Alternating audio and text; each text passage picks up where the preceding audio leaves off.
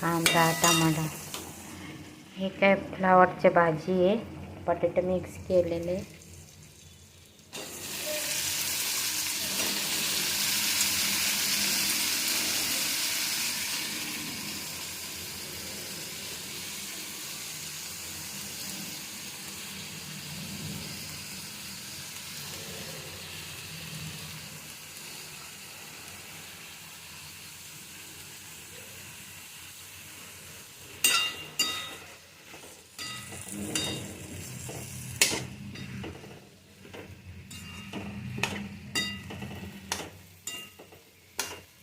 कोथिंबीर नाही,